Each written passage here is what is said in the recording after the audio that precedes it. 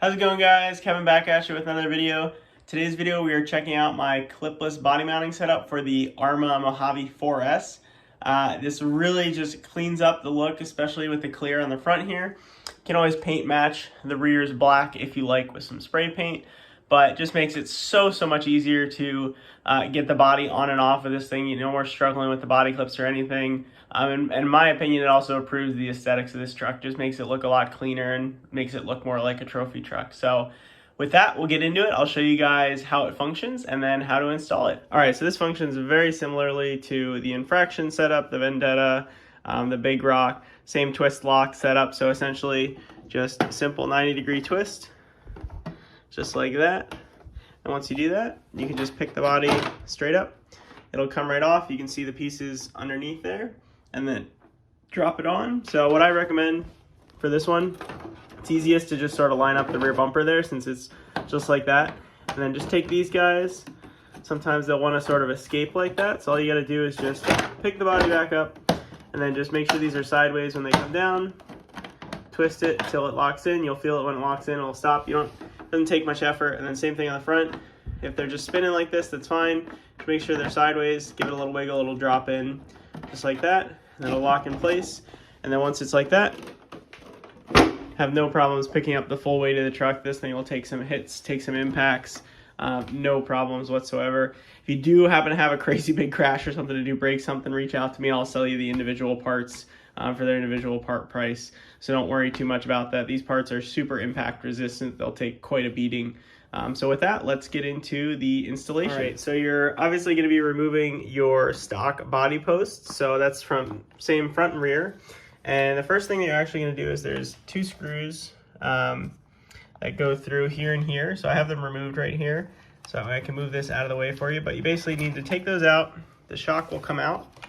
And then now you should be able to see we have access. There's a thin screw. You can hopefully see it in there. Yep. So there's a screw there, and then same on the other side. So just take those screws out. Once you screw those out, the stock body post will come straight up, and then you can slide this straight down. And it is slightly different height. So the front one, you can see it's pretty close to flush there, and the rear is actually pretty similar. So they end up being about the same height, but it being that close will help it, when it takes a really hard vertical impact or landing on the body. It'll just help it be a lot more durable and last a lot longer. And then when you're done, obviously just reverse that process, slide that shock back in, put that bolt through, and you are good to go.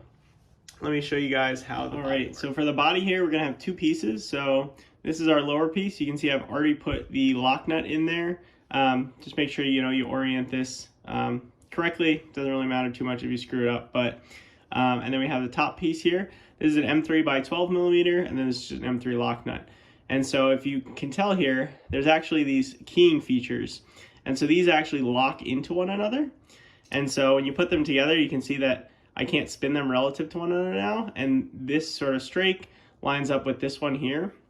And you can see that feature. So that's essentially what we're gonna be doing through the body. So basically what you wanna do is take this piece, you wanna slide that through the body, and then take your other piece, and again, making sure those strakes are lining up, and then push them together.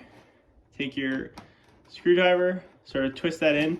I like to push until these two things are basically not rotating, so I'm not able to rotate it, and then I just start tightening this guy. So if that's spinning, you don't want that to spin, you want it to just be like that, and then I can tell I'm pushing it hard enough that it's not moving anywhere.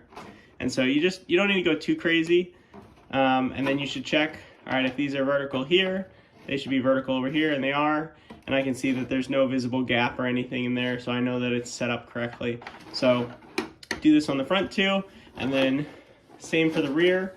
The one thing I'll note here is because these holes are actually a little bit oblong, it is possible. Generally speaking, this thing is not going to go anywhere, but if you do sort of try, there is possibility that this can pop out just in the rear. But for the most part, 99% of the time, this thing is going to stay in there and have no problems at all. But so technically, you could assemble these off the truck and then kind of just slide them through here since this is oval. If you did want to resolve that problem, the easiest way to do it is just put a thin piece of tape here across the Lexan, just prevent it from sliding back.